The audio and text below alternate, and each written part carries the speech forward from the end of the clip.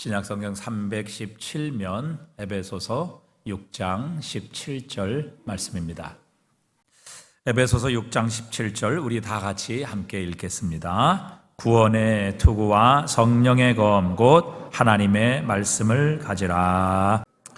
우리는 지금 하나님께서 우리를 위하여 준비하신 하나님의 전신갑주를 함께 살펴보고 있습니다. 오늘은 5번째 우리 전신갑주를 살펴볼 텐데 한번 정리하도록 하겠습니다. 제일 첫 번째, 하나님께서 우리를 위해 준비하신 하나님의 전신갑주, 진리의 허리띠. 두 번째, 의의 보심경, 의의 흉배. 세 번째, 평안의 복음으로 예비된 신. 네 번째, 믿음의 방패. 오늘 5번째, 구원의 투구. 마지막, 성령의 검입니다. 자, 우리 이제 6가지의 하나님께서 우리를 위해 준비해 두신 하나님의 전신갑주를 살펴봅니다. 여러분 꼭 기억하셔야 하죠. 우리의 신앙과 영적 싸움에 정말 중요한 요소들이기 때문에 꼭 기억을 하셔야 합니다. 자, 다시 한번 정리합니다. 진리의 허리띠. 두 번째, 의의 보심경. 세 번째, 평안의 복음으로 예비한 신. 네 번째, 믿음의 방패. 오늘 5번째, 구원의 투구. 마지막 6번째, 성령의 검. 이렇게 해서 하나님께서 준비하신 6개의 전신갑주를 살펴보고 있습니다. 오늘 5번째, 하나님께서 우리에게 구원의 투구를 준비하셨고 그 구원의 투구를 쓰라. 구원의 투구를 쓰라. 이렇게 우리에게 명령하십니다. 사실 우리가 이렇게 머리를 공격받게 되면, 마귀로부터 머리를 공격받게 되면 우리의 몸은 치명적인 상처를 받게 됩니다. 우리가 오토바이를 타고 가거나 자전거를 타고 갈 때 꼭 헬멧을 쓰라 말하는 이유는 다른 곳은 다쳐도 우리에게 큰 치명적인 상처를 주지 않지만, 그러나 머리를 다치게 되면 정말 결정적인 우리의 몸에 가해를 하기 때문에 우리의 몸 전체가 아주 치명적인 위험을 받을 수가 있습니다. 그래서 오늘 본문에선 주님께서 우리에게 구원의 투구를 준비하셨고 그 구원의 투구를 쓰라 이렇게 말씀하고 계십니다.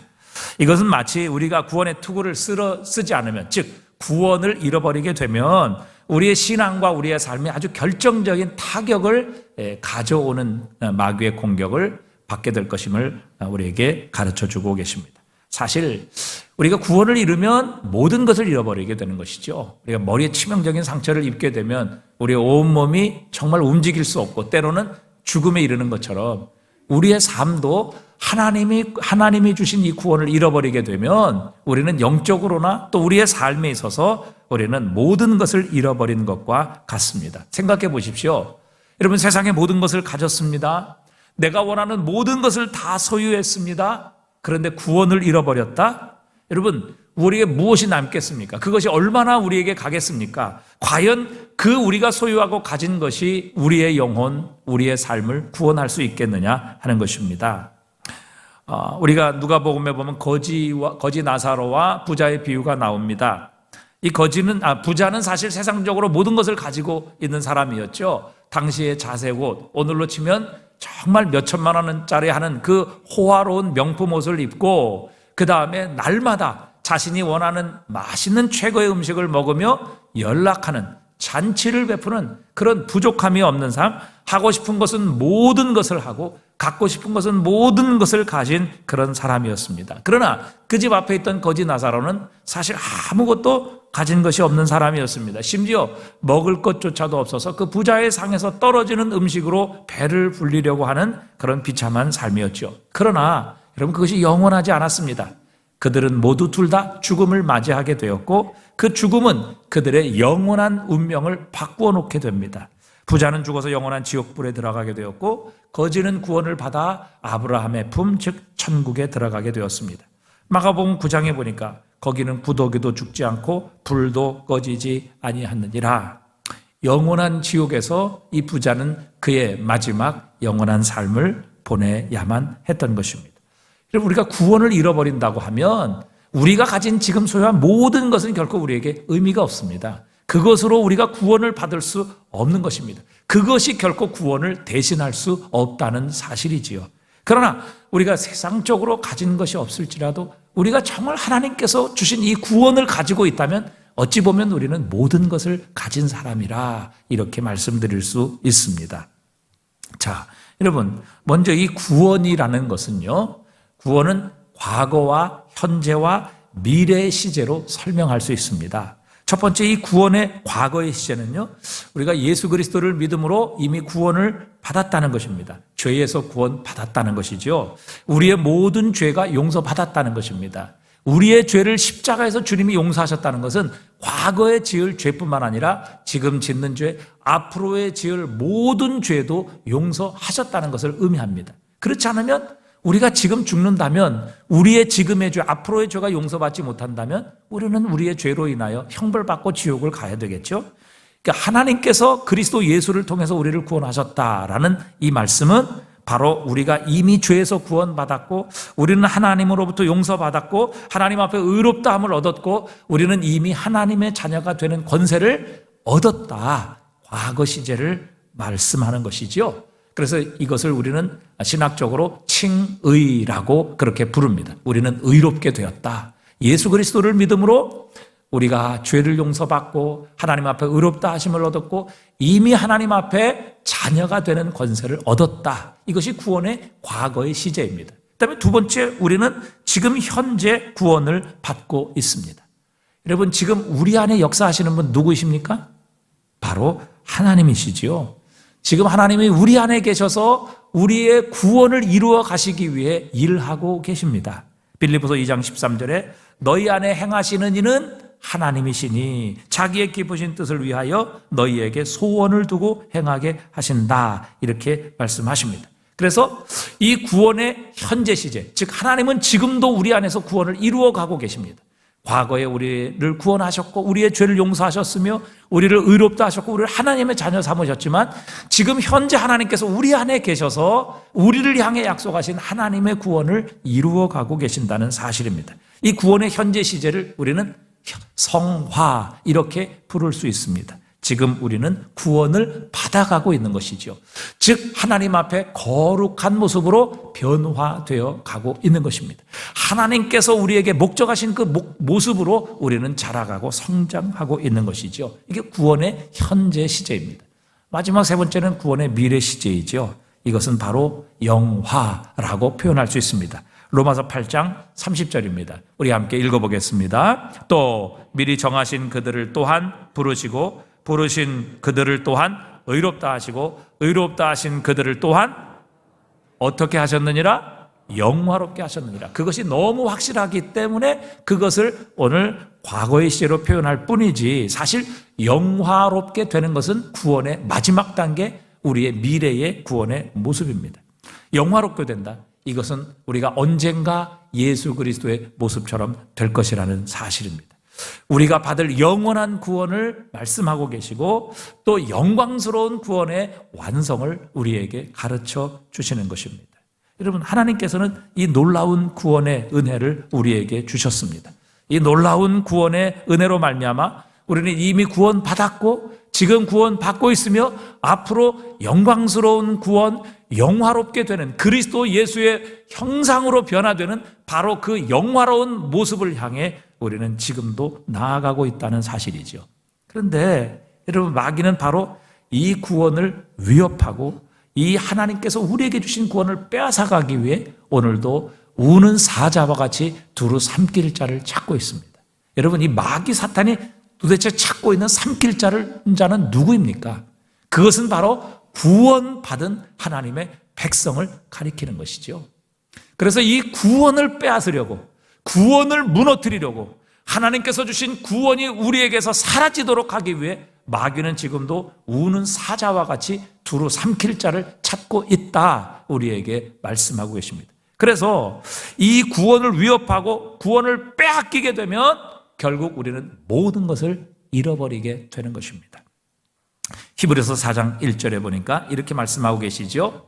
그러므로 우리는 두려워할지니 그의 안식에 들어갈 약속이 남아있을지라도 너희 중에 혹 이르지 못할 자가 있을까 함이라. 그들과 같이 우리도 복음 전함을 받은 자이나 들은 바 그 말씀이 그들에게 유익하지 못한 것은 듣는 자가 믿음과 결부시키지 아니함이라 말씀하십니다. 이것은 이제 구약의 이스라엘 백성들을 비유하고 현재 오늘 히브리서를 받는 수신자를 대상으로 주신 말씀이지요.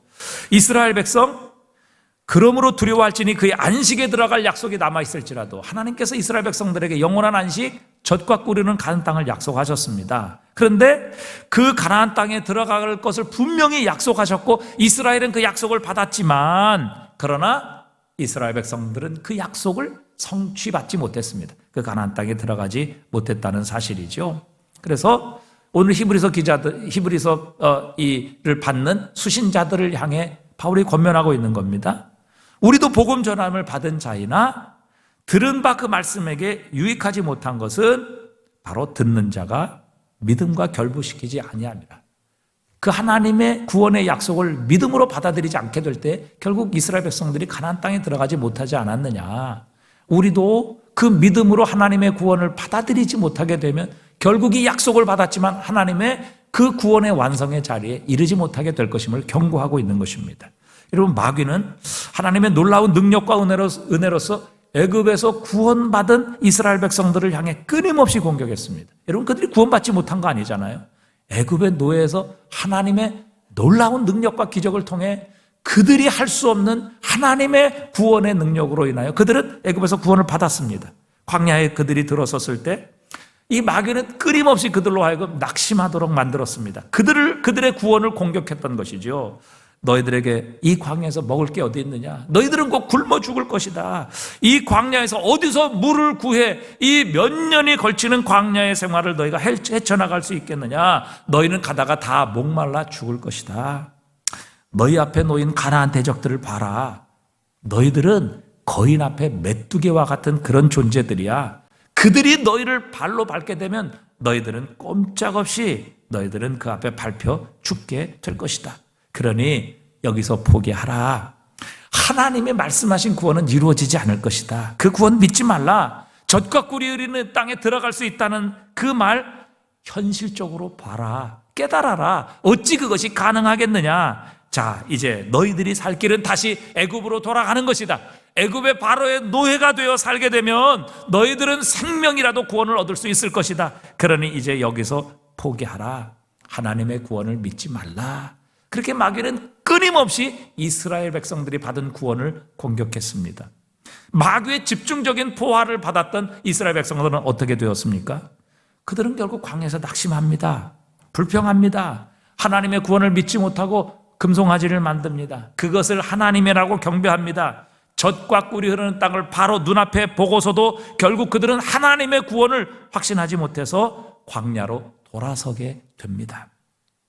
그래서 이스라엘 백성들의 그 하나님이 주신 구원을 지키지 못했을 때에 그 마귀의 끊임없는 공격으로 그들의 결정적인 이 머리를 공격받았을 때에 이사야서 여호수아 5장 6절에 보면 이렇게 그들의 결과를 말씀하십니다. 이스라엘 자손들이 여호와의 음성을 청종하지 아니하므로 여호와께서 그들에게 대하여 맹세하사 그들의 조상들에게 맹세하여 우리에게 주리라 하신 땅 곧 젖과 꿀이 흐르는 땅을 그들이 보지 못하리라 하시매 애굽에서 나온 족속 곧 군사들이 다 멸절하기까지 40년 동안 이 광야에서 헤매었다. 이렇게 말씀하십니다. 여러분, 하나님께서는 이스라엘을 애굽에서 구원하셨습니다. 광야에서 구원하고 계셨습니다. 그리고 분명한 목표 젖과 꿀이 흐르는 땅 가나안 땅을 약속하셨습니다. 그들이 애굽에서 나오는 것이 결코 구원의 하나님의 계획이 아니셨습니다. 그들을 광야에서 겨우 먹고 살도록 하시는 것, 그것이 하나님께서 그들을 구원하신 목적은 아니었습니다. 출애굽기 3장 8절에 보니까요, 내가 내려가서 그들을 애굽인의 손에서 건져내고 그들을 그 땅에서 인도하여 아름답고 광대한 땅, 젖과 꿀이 흐르는 땅, 곧 가나안 족속, 헷 족속, 아모리 족속, 브리스 족속, 히위 족속, 여부스 족속의 지방에 데려가려 하노라. 분명히 하나님이 말씀하시고 약속하시고 선언하셨습니다. 자, 너희들을 구원하는 목적은 그저 이 애굽의 노예에서 자유를 주는 것, 저 광야에서 그저 겨우 먹고 사는 것이 아니라 저 아름답고 광대한 땅, 젖과 꿀이 흐르는 가나안 땅에 내가 너희를 데려가는 것, 그것이 너희를 향한 나의 구원의 목적이다. 하나님은 분명히 약속하시고 선포하셨습니다. 그런데 그들은 이 구원의 소망을 가지고 지켜야만 했습니다. 그러나 그들은 끝까지 이 구원의 소망을 붙들지 못했습니다. 구원을 지키지 못했습니다. 자신이 지금 처한 상황, 자신이 지금 놓여있는 이 환경으로 결국 그들은 미래를 판단했고 더 이상 앞을 보지 못했던 것입니다. 그저 눈으로 보이는 것, 자신의 처한 현실을 내 자신의 모든 마음을 빼앗겼고 그것으로 자신의 과거와 현재 미래를 판단했기 때문에 결국 하나님께서 주신 구원의 소망을 놓쳐버리게 되고 그들은 40년 동안 광야에서 모두 죽음을 맞이할 수밖에 없었습니다. 여러분, 우리는 하나님의 구원을 지켜야만 합니다. 이 구원을 지키지 못하게 되면 여러분, 우리가 가진 어떤 것도 우리의 삶에 결코 구원을 줄 수 없으며 우리는 의미를 잃어버리게 되는 것입니다. 여러분, 지금 현실을 보고 미래를 판단하지 마십시오. 현실을 보고 하나님이 우리에게 주실 영원한 구원을 판단하시면 안 됩니다. 우리가 지금 광야에 있을 수 있습니다. 애굽의 노예로 있을 수 있습니다. 어떤 상황에 처해 있을 수도 있습니다. 정말 홍해 앞에서 우리가 건널 수 없는 위기, 장애물을 만나고 있을 수도 있습니다. 그러나 하나님의 구원의 목적은 결코 그것이 전부가 아닙니다. 하나님은 우리에게 아름답고 광대한 땅, 젖과 꿀이 흐르는 땅으로 들여보내기를 약속하시고 준비하고 계십니다. 이 하나님의 구원을 우리는 지켜야 합니다. 구원의 투구를 써야 한다고 말씀하십니다. 여러분, 왜 우리가 이 구원을 지켜야 합니까? 왜 구원을 이 마귀의 공격으로부터 보호해야만 합니까? 여러분, 이 구원보다 우리 인생에서 중요한 것은 없기 때문에 그렇습니다. 여러분, 책을 고를 때 뭘 보고 고르십니까? 표지를 보고 고르십니까? 가격을 보고 고르십니까? 그렇지 않죠. 책을 고를 때는 반드시 그 책을 누가 썼는지 저자를 보고 책을 고르게 됩니다. 도서관에서 여러분 책을 읽을 때 누구 책을 읽으십니까? 아무도 이름도 없는 알지도 못하는 무명 작가의 책을 고르지 않습니다. 그것은 시간 낭비일 뿐이고 그 책 읽어봐야 우리의 삶에 결코 유익이나 도움이 되지 않기 때문에 그렇습니다. 우리가 책을 선택하고 책을 읽을 때는 모든 사람들이 알고 있는 유명한 작가, 정말 많은 사람들에게 영향을 끼친 위대한 작가의 책을 고릅니다. 그리고 우리는 그 책을 통해서 그 저자가 주는 유익을 얻게 되는 것이죠. 그러니까 우리는 대부분 책을 사고 책을 읽을 때 그 저자를 보고 선택합니다. 그러니까 그 책의 가치를 결정하는 것은 표지도 아니요 가격도 아니라 바로 그 저자입니다. 누가 그 책을 썼느냐 하는 것이 그 책의 가치를 결정하는 것이죠. 여러분, 책만 그렇습니까? 예술 작품도 그렇죠. 누가 그 작품을 만들었느냐에 따라 그 작품의 가치가 결정되는 것입니다. 오래전에 영국의 한 신문 기사에 이런 이야기가 났습니다. 세계적으로 유명한 소더비 경매장에서 일어난 일이었습니다. 그림 하나가 자그마치 지금의 가치로 약 250억 원에 낙찰되는 이 어마어마한 이 사건이 있었습니다. 기사의 내용은 이랬습니다. 그 그림의 주인은 몇 년 전에 그저 이제 휴일날 소일거리를 찾아서 이제 그 미술 상가를 이제 그저 뒤적이고 있었습니다. 그런데 문득 한 가게에서 한쪽 구석에 놓여 있는 그림이 눈에 띄게 되었습니다. 웬일인지 관심이 생겼어요. 그래서 그 그림을 보고 꺼내 들었는데 그냥 한쪽 구석에 처박아 놔서 온통 먼지가 가득했습니다. 그래서 이제 먼지를 조금 털어내고는 그 그림을 보았습니다. 마음에 들어서 가격을 물어봤더니 한 100파운드 정도라고 말을 합니다. 지금 시가로 한 20만 원 정도 안 되는 그런 가격이었죠. 그래서 이제 그분이 그 그림을 100파운드를 주고 사서 집으로 가지고 왔습니다. 그래서 이제 물로 깨끗이 그 그림을 닦고 또 자신이 이제 새 액자를 준비해서 다른 자신이 가지고 있는 그림들과 함께 그 그림을 벽에다 걸어 놓았습니다. 몇 년 뒤에 그분의 저명한 미술가인 친구가 우연히 그 집을 방문을 하게 되었습니다. 그 친구에게 자기가 소장하고 있는 그림들을 이제 자랑스럽게 몇 개를 보여주었습니다. 그런데 그 미술가 친구가 그 한 그림을 보더니 잠깐 저 그림이 혹시 누구의 그림인지 자네 알고 있어? 이렇게 물었습니다. 아니, 모르지. 단지 내가 그 그림이 좋아서 그냥 시장에서 100파운드 주고 사왔을 뿐이야. 자신이 그 그림을 구입하게 된 경위를 이제 설명을 해 주었습니다. 그리고 지금까지 아무리 봐도 실증도 나지 않고 그림이 좋아서 그냥 즐겁게 벽에 걸어놓고 보고 있다네. 그렇게 얘기를 했어요. 그랬더니 그 미술가 친구가 이렇게 얘기를 합니다. 내가 만약 틀리지 않았다면 저 그림은 분명히 스페인의 위대한 화가인 엘 그레코의 그림인 것 같네. 그렇게 말을 하고 이분이 아주 확실한 런던에서 가장 뛰어난 미술품 감정사들을 부르게 됩니다.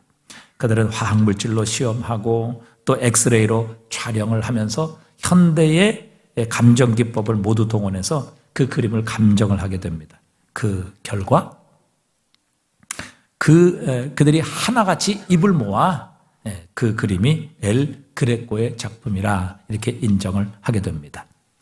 르네상스의 3대 천재 화가라고 하는 레오나르도 다빈치, 미켈란젤로 그리고 라파엘로를 뛰어넘는 화가는 이제 더 이상 나올 것이 없을 것이다. 그렇게 모든 사람들이 평가했던 16세기에 그들을 뛰어넘는 천재 화가라고 불렸던 바로 엘 그레코의 작품이었던 것입니다. 그래서 결국 그 이야기가 그 그림이 그 소도비 경매장에서 250억에 낙찰되는 그런 일이 신문 기사로 나게 된 일입니다.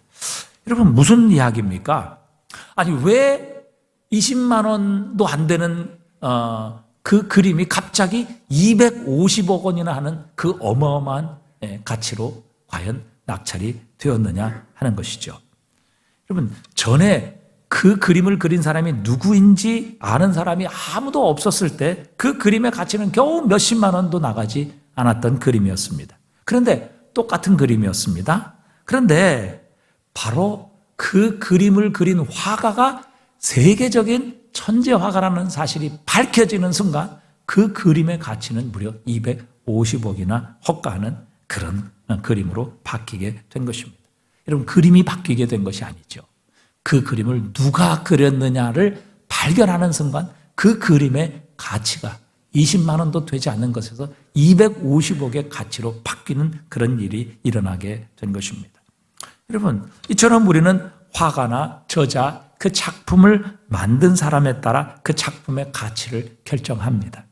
그런데 여러분 히브리서 기자도 동일한 것을 우리에게 증언하고 있습니다. 히브리서 2장 3절입니다. 우리 한번 같이 읽어보겠습니다. 우리가 이같이 큰 구원을 등한히 여기면 어찌 그 보응을 피하리요. 이 구원은 처음에 주로 말씀하신 바요 들은 자들이 우리에게 확증한 바니 하나님도 표적과 기사들로 여러 가지 능력과 및 자기 뜻을 따라 성령이 나누어 준 것으로서 그들과 함께 증언하셨느니라. 자, 여러분 한번 우리 3절을 다시 보시기 바랍니다. 우리가 이같이 큰 구원을 등한히 여기면 하나님이 우리에게 선물로 주신 이 큰 구원을 등한히 여기면 아무것도 가치 없이 그저 이게 싸구려 그림처럼 여기게 된다면 우리는 그 보응을 피하지 못하게 될 것이다. 왜 이 구원을 가치 있게 여겨야 되는가? 오늘 본문에 보니까 이렇게 말씀하고 계세요. 이 구원은 처음에 누구로 말씀하신 바요? 주 예수께서 이 구원을 말씀하셨고, 자 4절에 보니까 하나님께서 표적과 기사를 통해 자기의 뜻을 말씀하셨으며 성령이 나누어 주신 것으로서 그들과 함께 증언하셨느니라. 여러분 하나님께서 우리에게 주신 이 구원이 놀라운 이유가 도대체 무엇입니까? 하나님께서 주신 이 구원이 정말 세상의 어떤 가치와도 비교할 수 없는 헤아릴 수 없는 가치를 지닌 이유가 도대체 무엇이냐 하는 것입니다. 왜 하나님이 우리에게 주신 지금 우리가 받은 이 구원이 헤아릴 수 없는 이 위대하고 놀라운 가치를 지닌 구원이냐 하는 것이죠. 그 이유는 바로 성삼위 하나님께서 이 구원을 이루셨기 때문이라고 가르쳐 주십니다. 여러분 구원은 사람의 작품이 아닙니다. 사람이 만들 수 있는 것이 아닙니다. 구원은 전적인 하나님의 작품입니다. 그 누구도 우리에게 베풀 수 없고 그 어떤 사람도 우리에게 만들어줄 수 없는 작품이기 때문에 하나님께서 친히 계획하시고 우리 주 예수 그리스도께서 그 계획을 따라 자신의 생명을 십자가에 내어주시고 그 십자가에서 피 흘리시며 죽으시고 성령 하나님이 우리에게 보내셔서 우리의 마음을 감동시키시고 우리에게 믿음을 주셔서 하나님이 계획하신 그 구원을 이루어 주신 여러분 전적인 하나님이 만드시고 하나님이 이루시고 하나님이 우리에게 적용하게 하신 하나님의 작품이라는 사실입니다. 아니 여러분, 그 엘 그레코의 작품도 그게 누구 작품인지 알지 못했을 때 10만 원 조금 넘는 가치를 가지다가 그게 위대한 화가의 작품이라고 밝혀졌을 때 그게 250원이나 되는 그 엄청난 가격으로 낙찰이 되었습니다. 여러분, 이 구원이라는 것은 사람이 만들 수가 없는 것입니다. 사람이 이룰 수가 없는 것입니다. 사람이 얻을 수가 없는 것입니다. 그렇기 때문에 하나님이 친히 계획하셨고 그 아들 독생자가 자신의 생명을 통해 그 구원을 이루셨으며 성령 하나님을 보내셔서 우리 각자 한 사람 한 사람 택하신 그분의 백성의 마음을 감동시키시고 우리에게 믿음을 주시고 우리의 마음을 열어주셔서 하나님이 우리에게 주시기를 원하시는 이 위대한 구원을 우리에게 이루어 주신 것입니다. 이것은 하나님의 작품입니다. 하나님이 만드신 것입니다. 하나님이 이루신 것입니다. 하나님이 우리에게 주신 것입니다. 그 누구도 만들 수 없고 줄 수 없고 얻을 수 없기에 하나님께서 친히 만드시고 이루시고 우리에게 선물로 주신 것이 이 위대한 하나님의 구원인 것입니다. 여러분, 이 안타까운 세상을 보십시오. 세상 많은 사람들은 정치가의 이 연설에 귀를 기울입니다. 그들은 철학자의 말에 관심을 갖고 과학자와 교육가의 연설을 경청하고 그들의 말을 듣기를 원합니다. 여러분, 그러나 그들의 말을 들은들 여러분, 이 세상이 바뀌겠습니까? 우리의 삶이 달라지겠습니까? 여러분, 그들의 말대로 되겠습니까? 결코 그렇지 않습니다. 사람을 통해서 결코 사람은 구원받을 수 없습니다. 사람을 통해 사람이 변화될 수 없습니다. 사람을 통해 이 세상은 구원받을 수 없는 것입니다. 여러분, 하나님의 구원이 이토록 위대한 이유는 사람이 만들 수 없고 얻을 수 없는 구원을 하나님께서 친히 만드셨기 때문이고 성부와 성자와 성령께서 협력하여 이 위대한 구원을 이루셨고 그것을 우리에게 선물로 주셨기 때문입니다. 여러분, 세상의 위대한 저자와 작가들이 만든 작품도 이렇게 엄청난 대접을 받고 엄청난 가치를 인정받고 있는데 하물며 온 세상의 창조주이시고 만유의 주제가 되시는 하나님께서 계획하시고 그 독생자를 십자가에 못 박으셔서 이 구원을 이루시며 우리 한 사람 한 사람에게 이 구원을 선물로 주시기 위해 어떤 것으로도 얻을 수 없기 때문에 하나님께서 값없이 선물로 주시기 위해 성령을 보내셔서 오늘 우리의 마음을 열어주시고 우리에게 믿음을 선물로 주셔서 우리에게 이 구원을 적용해 주신 이 하나님의 구원이야말로 이 세상에서 가장 위대한 작품이며 가장 놀라운 사건이라는 사실입니다. 여러분, 바울은 로마로 압송되기 전에 가이사라에서 신문을 받습니다. 마지막에 그 유대의 왕인 헤롯 아그리빠와 로마의 최고의 실권자인 이 유대를 다스리고 있던 총독 베스도 앞에 신문을 받습니다. 그런데 여러분, 자신의 생사 여탈권을 쥐고 있는 헤롯 왕과 로마의 총독인 베스도 앞에 바울은 자신의 목숨을 구걸하기 위해 변명하거나 이 속박 앞에서 풀려나기 위해 그들에게 사정하거나 결코 어떤 목숨을 구걸하는 일을 하지 않습니다. 사도행전 26장 29절을 보니까 바울이 이르되 여러분이요 당신들이요 말이 적으나 많으나 당신뿐 아니라 내 말을 듣는 모든 사람들도 오늘 이렇게 결박된 것 외에는 다 나와 같이 되기를 하나님께 원하나이다. 여러분, 지금 바울이 말하는 대상이 누구입니까? 모든 사람이 부러워하고 모든 사람이 얻기를 원하고 모든 사람이 이루기를 원하는 유대의 왕입니다. 모든 부요와 영광과 권세를 가지고 있는 왕과 로마의 총독 앞에 지금 바울은 이 말을 하고 있는 것입니다. 세상의 모든 사람들이 얻기를 원했던 그 부와 영광, 권세, 최고의 직위를 얻었던 이 왕과 총독 앞에 바울은 결코 그들이 가진 권력을 부러워하지 않습니다. 그들이 가진 세속적인 영광을 전혀 시기하지 않았습니다. 그들의 영광에 관심이 없었습니다. 오히려 그들 앞에 담대히 예수는 그리스도시요 그분은 십자가에 못 박혀 우리를 대신하여 죽으셨다, 다시 사신 우리의 구주요 진정한 온 땅의 왕이심을 선포합니다. 바울은 당신들이 가진 그 어떤 권력도 저는 부럽지 않습니다. 나에게서 예수 그리스도를 주신 하나님의 구원은 당신들이 가진 그 모든 것을 가지고도 살 수 없으며 대신할 수 없는 것입니다. 그러기에 당신들도 내가 결박된 것 외에는 나와 같이 하나님의 구원을 얻기를 원합니다. 그 앞에서 그들은 생명을 여탈권을 쥐고 있는 왕과 총독 앞에 바울은 예수 그리스도의 생명의 복음을 증거하고 있습니다. 하나님이신 이 위대한 구원, 놀라운 구원을 그들도 얻기를 간청하고 있는 것입니다. 이 그리스도 안에 있는 구원을 얻는다면 당신들이 가진 것으로 인해 살 수 없고 누릴 수 없는 진정한 생명, 영원한 생명을 얻게 될 것입니다. 여러분, 아니 왕과 로마의 총독 앞에 도대체 그들의 가진 것에 주눅들지 아니하고 그들의 권력에 결코 위축되지 아니하며 그들 앞에서 여러분, 내가 결박된 것 외에는 나에게 주신 이 하나님의 위대한 구원, 그리스도 예수의 십자가로 말미암아 하나님이 주신 이 위대한 구원, 여러분도 갖기를 원합니다. 여러분도 나와 같이 이 구원 받기를 원합니다. 여러분, 이렇게 선포하는 바울의 모습을 보고 여러분이 헤롯과 로마의 총독인 베스도가 의문을 갖지 않았겠습니까? 아니 도대체 저 사람이 가진, 저 바울이 가진 구원이 도대체 무엇이길래 이 왕과 총독이 가진 그 부귀와 영광과 권세 앞에 전혀 주눅들지 아니하고 오히려 당신들, 내가 결박된 것 외에는 나와 같이 구원받기를 원합니다. 그리스도 예수로 말미암아 영원한 생명을 얻기를 원합니다. 이렇게 그 놀라운 위대한 구원을 자랑하는 그 바울의 모습을 보고 감동하지 않았겠습니까? 도대체 자신이 받는 구원, 바울이 얻은 그 구원이 도대체 어떤 것이길래 저렇게 죽음 앞에서도 두려워하지 아니하고 오히려 왕과 총독 앞에 기뻐하며 담대하며 감사하며 그 구원의 복음을 선포하고 있는지, 아마 이 총독과 헤롯 왕은 두려워하기도 했을 것이며 놀라기도 했을 것이고, 그 바울의 그 담대한 간증으로 인하여 그들은 충격을 받았을 것이 분명합니다. 여러분, 도대체 바울이 받은 구원이 어떤 것입니까?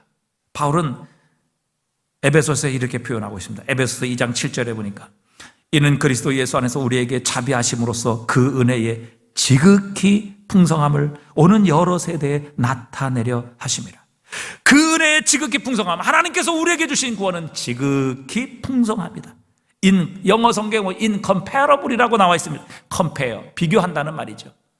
하나님께서 우리에게 주신 이 구원에는 incomparable, 결코 어떤 것과 비교할 수 없는 세상의 지위, 왕의 부귀, 왕의 권세, 그것과 비교할 수 없는 가장 지극히 풍성한 은혜임을 바울은 표현하고 있습니다. 그러니까 하나님이 주신 이 구원에는 어떤 것과 결코 비교할 수 없는 최상급의 은혜임을 바울은 설명하고 있습니다. 계속해서 에베소서 3장 8절은 이렇게 표현하고 있습니다. 모든 성도 중에 지극히 작은 나보다 더 작은 나에게 이 은혜를 주신 것은 측량할 수 없는 그리스도의 풍성함을 이방인에게 전하게 하시고, 측량할 수 없는 은혜라, unsearchable rich라고 표현하고 있습니다. 그러니까 하나님께서 그리스도 예수를 통해서 우리에게 주신 이 구원에는 어느 곳에서도 찾을 수 없고 어느 곳에서도 발견할 수 없으며 무엇을 통해서도 결코 얻을 수 없는 unsearchable riches라고 표현하고 있습니다. 바울이 우리에게 주신 하나님의 구원의 은혜는 지극히 위대하고 너무도 놀라워서 측량할 수 없고 이 세상의 그 어떤 것과 비교할 수 없으며, 그래서 그는 최상급의 단어를 표현하여 하나님께서 우리에게 주신 이 구원의 은혜를, 그 구원의 은혜의 소중함을 우리에게 표현하고 있는 것입니다. 여러분, 우리 저 밖에, 교회 밖에 왜 사람들이 저렇게 아직도 이 교회 안으로 들어오지 아니하고 왜 저 세상에 저 많은 사람들이 구원 밖에 머무르고 있습니까? 혹시 하나님께서 우리에게 주신 이 위대한 구원, 결코 세상의 어떤 것과 비교할 수 없고 어느 곳에서도 찾을 수 없는 이 가장 위대하고 놀라운 하나님의 구원을 우리는 아무것도 아닌 것으로 그렇게 취급하며 그렇게 세상에 보이기 때문에 아직도 저 밖에 있는 모든 사람들이 저 구원 밖에 머무르고 있는 것은 아닙니까? 하나님께서 어떤 대가를 치르셔서 우리에게 주셨고 어떤 놀랍고 위대한 이 구원의 은혜를 우리에게 주셨는지 우리는 전혀 그것을 깨닫지 못하고 그것을 전혀 가치 없게 여기며 이 하나님의 놀라운 구원을 돈 몇 푼에 팔아버리고 세상의 권세와 권력 앞에 그대로 무릎 꿇는 이런 모습으로 우리가 이 위대한 하나님의 구원을 세상에 표현하고 그렇게 보이기 때문에 아직 저 밖에 있는 사람들이 구원 밖에 머무르고 있는 것은 아닙니까? 여러분, 우리는 하나님의 구원을 얼마나 소중하게 여깁니까? 엘그레코의 작품 하나도 250억이라는 엄청난 가치를 그렇게 인정하고 있는 이 세상 속에서 세상이 만들 수 없고 세상이 줄 수 없고 우리가 무엇으로도 어떤 대가로도 치를 수 없어 하나님이 친히 그 독생자를 십자가에 못 박으시는 대가를 통해 그의 성령을 보내셔서 우리에게 주신 이 비교할 수 없는, 이 측량할 수 없고 찾을 수 없는 이 위대한 구원을 우리에게 주셨는데 우리는 과연 이 구원을 얼마나 위대하고 소중하고 가치 있게 여기고 있는지 하나님이 오늘 우리에게 말씀하고 계십니다.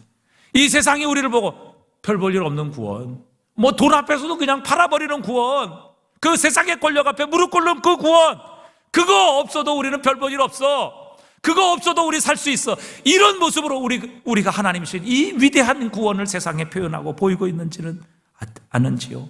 여러분, 존 웨슬리는 이 놀라운 하나님의 은혜를 23장 찬송에서 이렇게 찬양했습니다. 만입이 내게 있으면 그 입 다 가지고 내 구주 주시는 종을 늘 찬송하겠네. 하나의 입이 있을지라도 모자란다는 것이지요.